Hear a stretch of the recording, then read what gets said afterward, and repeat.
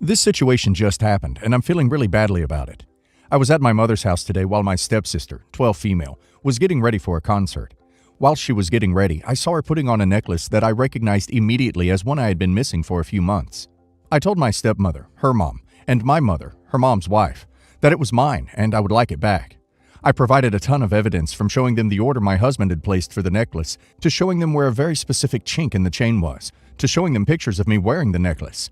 They asked my stepsister where she got it from, and she said it was gifted to her by her late grandfather. It was a long process, but in the end, everyone agreed that, yes, it was my necklace. The only thing was, my stepsister did admit that her grandpa did not give it to her, but she also would not admit to taking it. Now my stepsister is extremely upset that she was found out, and my stepmother and mother want me to apologize to her for being upset about it, because she couldn't possibly have stolen it, and she must have happened across it on accident. I don't know what the truth is. All I know is that it's been missing for months, and she had it. I told everyone that I'm not upset about the situation, but I feel like it's unreasonable to ask me to apologize. I wasn't angry, I didn't yell, and I respected the fact that she was so young by talking to her mother about it first. I told my stepmother that it is her responsibility to deal with this situation, because there is obviously more to the story here, like how she got it in the first place.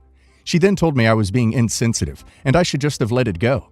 I do feel bad. I didn't want to upset anyone. I just wanted my necklace back. So, am I the a-hole? Should I apologize? Absolutely don't apologize. You were in no way in the wrong, and frankly, we're pretty kind about it considering. Not the a-hole, and I admire your restraint. Actually, do apologize. Say, I'm sorry you felt entitled to my necklace without asking. I'm sorry your lies were found out, and I'm especially sorry your mom doesn't care about you enough to teach you right from wrong. I'm very sorry for you. You have to apologize because she stole? Are you kidding me? Not the a-hole. I knew not to steal when I was 7. She obviously stole it because instead of saying she found it, she said her late grandma gave it to her. I've been dating Matt for 3 years, and I have no doubt he is the one for me. He recently proposed, and everything is perfect, except his rude mom. I don't think she likes me.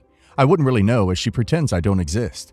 Matt has talked to her multiple times, and she just makes it about how much she hates small talk and how socializing is hell for her.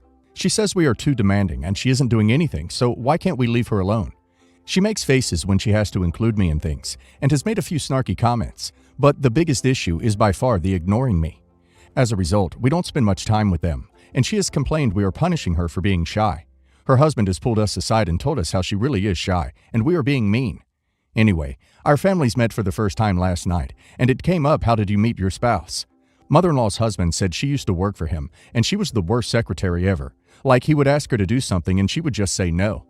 Then one day, his fiancée stopped by, and when she left, mother-in-law walked over to him and said that his fiancée was boring, and he should marry her instead, and that was the moment he knew he had to marry her.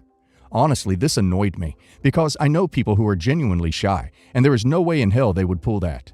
To me, that is the opposite of shy, so I called them out. I said I thought she was shy. Mother-in-law laughed and said she was broke from her divorce and had a young child to feed, and there was no time to be shy. Her husband still tried to say she is shy in social situations, but that is different. I said, sorry, no, that is not how it works, but thanks for telling that story and confirming that she is not shy. Now I will expect a normal level of interaction and politeness, or we will cut contact even further because she is clearly capable of speaking. Matt backed me, but mother-in-law called me entitled and ridiculous, and her husband is pissed. He said I can't possibly compare their relationship to my relationship with her, and that I am picking on her and trying to ruin Matt's family. Matt and my parents totally backed me, but mother-in-law, her husband, and their 2 bio kids are pissed. Yes, the a-hole. She can be shy but comfortable around other people. You clearly make her uncomfortable, but no wonder with your entitlement that she has to talk to you on your level. That's rude as hell. Yes, the a-hole. You actually know duck all about the way her mind works, how she perceives others, and how she warms up to people. If you're even half as annoying in real life as your post makes you out to be, duck me, you are a handful. You escalated the conflict when it was completely unnecessary. Not the a-hole. Jesus. Your mother-in-law and father-in-law's meet your spouse story had already so many plot holes. I wonder how you didn't call it a Swiss cheese. What your mother-in-law did to your father-in-law is actually a pretty damn manipulative tactic, and that's not a textbook of a shy person. That's called a desperate single mother who wants a man who had the money. Who knows what really went down with the fiancé of your father-in-law and her? I wouldn't even be surprised if she's side chick in the original story. Anyways, people calling you an a-hole don't even realize why did your fiancé immediately back you. Wonder why that might be, Is it because he already knew that his mother is a lying bee? Around the time of our wedding, mother-in-law had a very, very unplanned pregnancy. Now, I fully understand that it was stressful. She was going through a difficult time. This man was someone she very much should have not been with for multiple reasons. Almost step-siblings at one point. She was besties with his ex, who was still in love with him. Him and my husband despise each other. Mother-in-law had made a big show during the divorce of supporting her friend and telling everyone what a pig this man was. Also, she was just not expecting another kid. So I fully get that she wasn't happy about being pregnant. She is an anti-A, but couldn't go through with it, and he really didn't want her to, so they kept it. They were both extremely vocal about wanting a girl. Mother-in-law cried almost daily, but magically stopped when they were told she was having a girl. She even said she didn't want another daughter-in-law, and that is why she didn't want a boy. She said boys are weak in our society, and girls are strong, and she thought my husband was whipped. Her baby daddy kept saying he didn't want a boy because he was older and didn't have the energy to discipline him, but he wouldn't discipline a girl anyway. Mother-in-law said he didn't want a boy because he is so competitive with other men.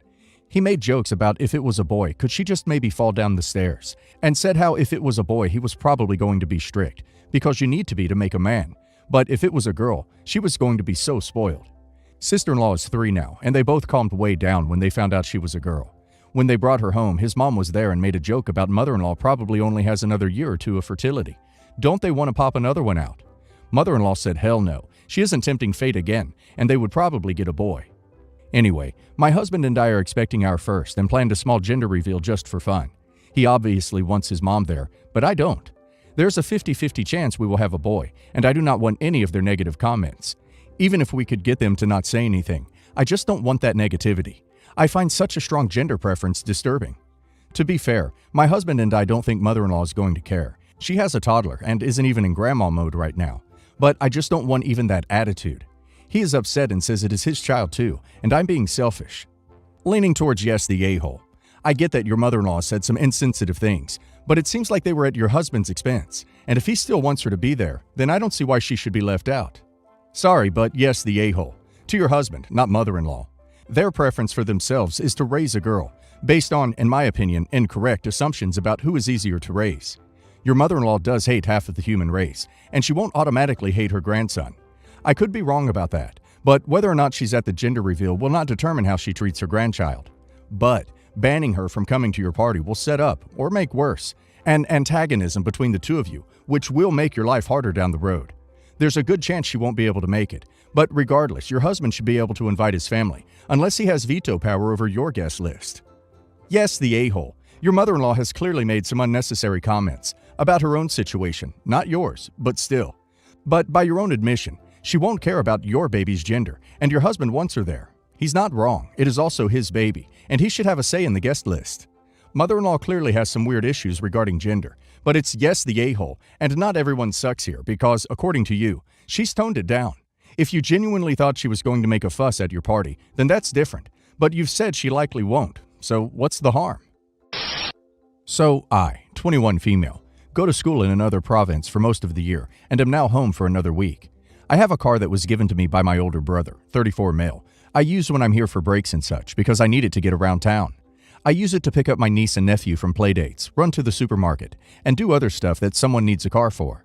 And when I'm not here, my mom will drive it to work so it doesn't just sit in her driveway. So I came home last week. I found that my car wasn't in the driveway, and I was shocked, and so was she. We came in and asked my stepfather where my car was. He told me that his cousin's boyfriend was also here from another province, was using it for the 2 weeks that I'm home. And I was livid. I pay for the car, it's in my name, and I pay for all the detail on it, as I have a job that gives me the wonderful option of working remotely, IT, so I can work anywhere. I admittedly let my emotions get the best of me and threw a temper tantrum about a complete stranger using my car. My mom gave me the number for his cousin, and I called her and screamed that if she doesn't give me back my car by the next night, I would be calling the cops on him. No car showed up in my mom and stepdad's driveway the next day, so I called the cops on them. Her boyfriend was arrested and I got my car back. It's been about a week and my stepdad's family's blowing up my phone saying that I was an emotional little girl who threw a temper tantrum and refused to help out a person in need. Here's where I think I might be the a-hole. I'm starting to feel guilty about what I did, as I think I ruined his life with his arrest. So am I the a-hole for calling the cops on my stepdad's cousin's boyfriend for his refusal to give me back my car? Not the a-hole. It wasn't your stepfather's car to lend out, and when you asked for it back, no matter how they felt about it, they should have returned the car. Plus, you warned the guy. Thank you for your response. If you could tell me how to get the cigarette smell out of my car, it would be a great help. Part of me's thinking of getting my lawyer brother to sue him for the detail of getting it out, but I don't want to cause any more fuss than I already have. Not the a-hole by a mile. The stepfather overstepped and gave permission to use the car when he had zero authority to do so. OP gave the boyfriend a heads up and option to return the car, and that he would be a car thief if he kept driving. It's his fault, and only his fault he was arrested. The stepfather's family can pound sand, and so can the boyfriend. Not the a-hole. He knew it was not his car, and he should have returned it as soon as you asked. You gave him a full day to return it. You gave him fair warning, and they clearly thought you wouldn't do anything about it and were wrong. You are in no way the a-hole. You are young, and if they got into an accident on your insurance, your rates would be affected for a long time. Never mind if something happened that cost over your coverage amount. Can you imagine the civil lawsuits against you personally? Do not feel bad. They had no issue potentially putting your financial future at risk for years to come for their own convenience. And to top it all off, they had the nerve to refuse to return it when you asked. I assume they were all adults. How pathetic of them to put this on you as the 21-year-old to be responsible for their lifestyle and transport. My 20 female, boyfriend, 22 male, wants to get engaged and wants me to have his mother's ring. Only thing is, his father cheated on his mother and remarried. It's a lovely ring, but I don't want that ring to be mine considering the past and its value for the relationship. I know it may seem small or in the past, but I just feel like it's the same as offering a piece of your parents' relationship into our future, and their relationship was not positive. I just don't want that ring. I'm okay with a 25-cent ring. My boyfriend is upset and says I'm looking too deep, and I'm ruining the start of a nice tradition to pass down the ring. I told him there's no pride in passing down that ring as the vows placed on it were broken. He hasn't spoken to me since.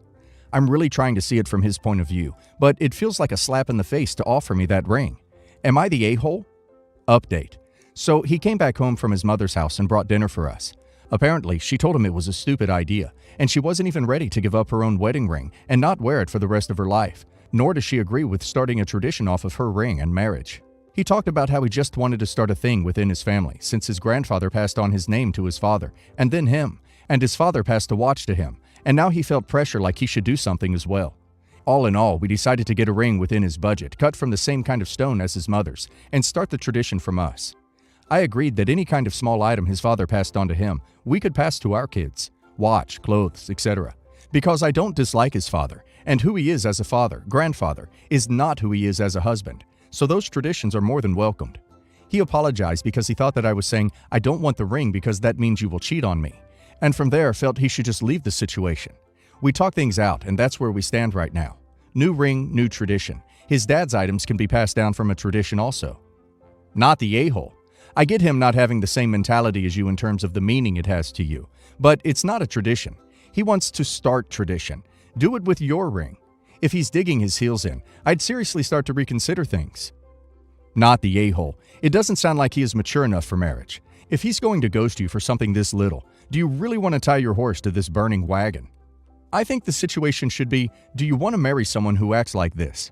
Taking time to think or cool off is normal. The silent treatment is not. It is a form of emotional manipulation to get what they want, which usually only gets worse over time because the behavior is being accepted.